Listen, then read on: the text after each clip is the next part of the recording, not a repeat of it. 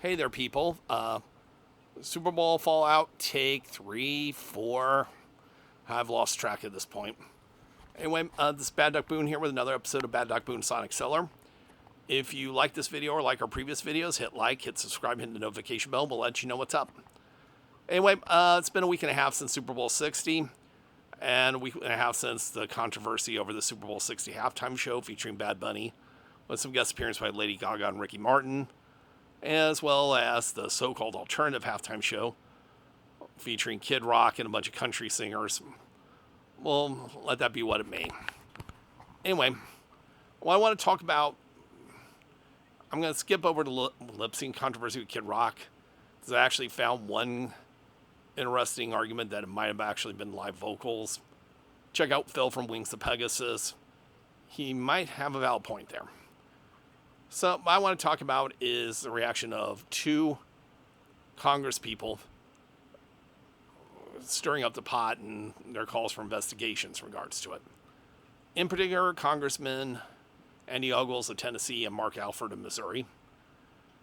Both have claimed that the halftime show was obscene, had language that would not be allowed for in English, and Ogles' case even claimed it featured gay pornography.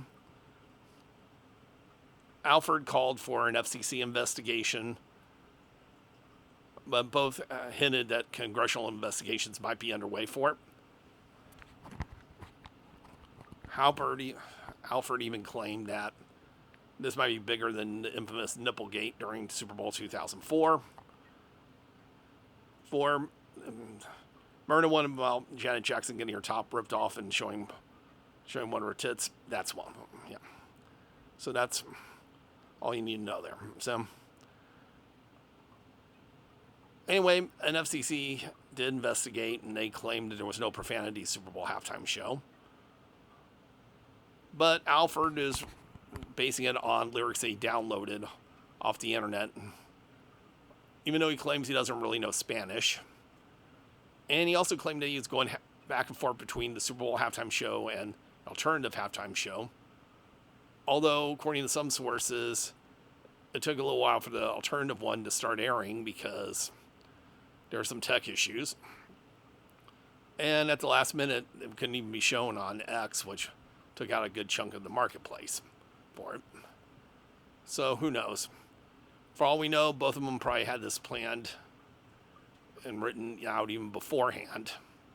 So that we'll never know. Now, the ruling that there was no pornography or no profanity in the Super Bowl halftime show, which should have been a given, knowing that that's dealing with American television network standards and practices, should put this to rest. And hopefully it does. However, I'm not getting my hopes up on that, especially when it comes to people like Alford and Ogles. Why?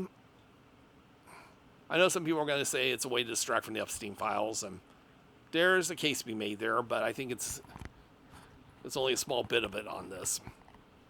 I think a lot of it goes down to how American political structure works. In the legislative branch of the U.S. Congress, there are two houses, the Senate and the House of Representatives. Senate has 6-year terms, and they're staggered. So different states have elect their senators in different years than other states. And usually are only voting when your state senator comes up, your senator from your state comes up for re-election on the federal level. You're only voting on one at a time. And the two senators, both terms start on different years. The House of Representatives, on the other hand, all 435 seats come up for re-election every 2 years, which means presidential election, they're up for re-election.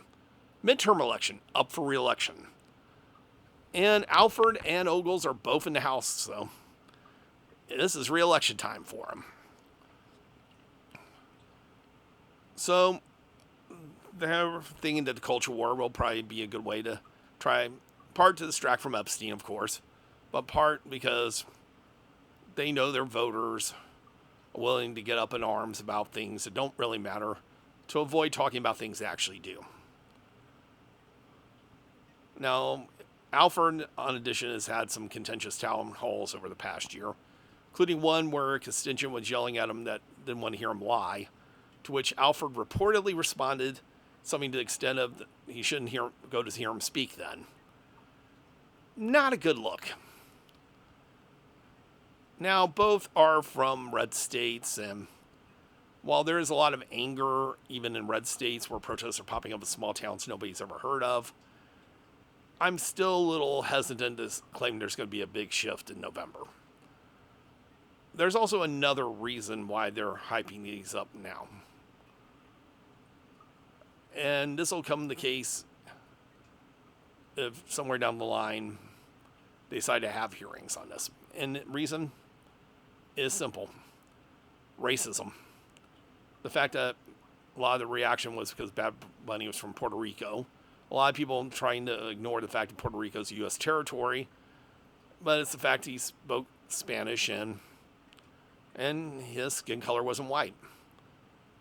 And one thing that conservative politicians in this country sadly know how to do is how to play up racial division and then try to smear the other guy with it.